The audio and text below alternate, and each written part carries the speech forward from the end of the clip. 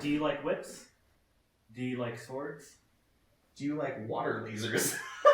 Welcome to the Hall of the Guildmasters. This is our Homebrew Magic Item session. Today we are talking about the Sword of Juno the Moondancer. So, this was a magic item that I actually introduced into one of the sessions that I run. It is pretty legit. So, when I introduced this, because you guys don't know about this sword yet, so when I introduced this into the campaign, Juno was this Tabaxi Khajiit type character who was a monk, and she had this special sword that they were fighting on the beach. Okay, and there was like a whole bunch of monks beating the crap out of each other. She put her sword into the ocean into the side of the lake as she was walking towards them, and the sword started like pulling the water into it. And then she pulled the sword out and went like this, and the water kind of extended outwards with the sword, making the sword longer and just cutting a whole bunch of people. And so as she was slicing, she could hit a button and activate on the sword this like extra, couple feet or whatever, how much the sword had absorbed and really lash out and hit. But the more she used it, the more the water supply would deplete. And I think at one point she turned and she threw it to you, and you grabbed it and turned and freaking cut a bunch of other people's legs off. So basically the sword itself, you have to have a water source, but you drain the water into it. And the water's kind of used through this process. It kind of turns into mist or something.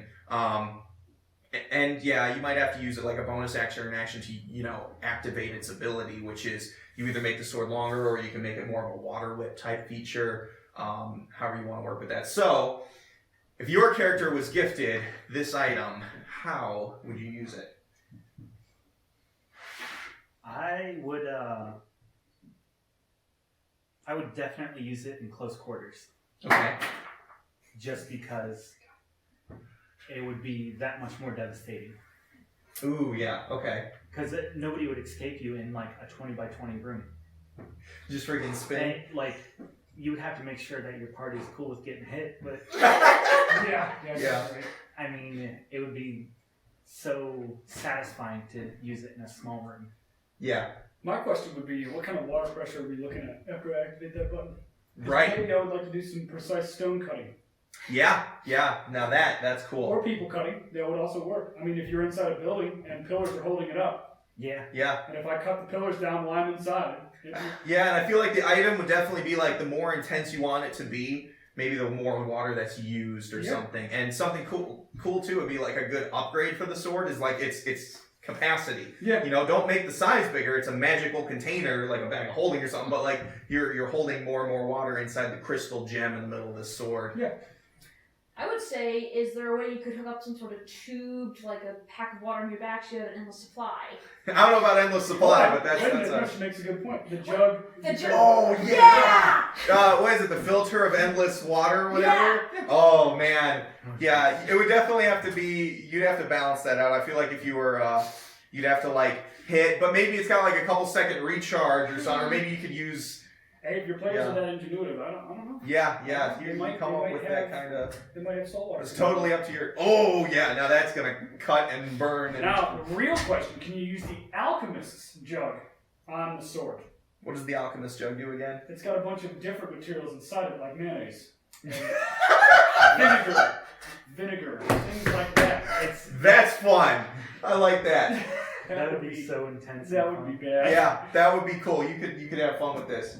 Yeah, and part of the thought too was the fact that maybe as you're spinning with it, because I think when Juno was using it, she was kind of spinning around, and it was just creating this these just circles of just water blades around her for a couple seconds. But yeah, I feel like if you're using it to store liquid, people are going to be like, well, what else could I store in it?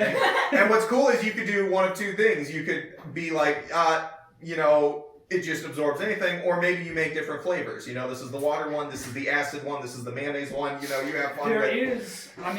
You could use the, the Brew of Wonder or something, where you can bind interdimensional beings together, or items. You could put that on the sword. I mean, there's endless. I mean, for me, that's great. You could use it for all kinds of things. True. That's fun. Endless fun. Yeah, that's for sure. So, what's other...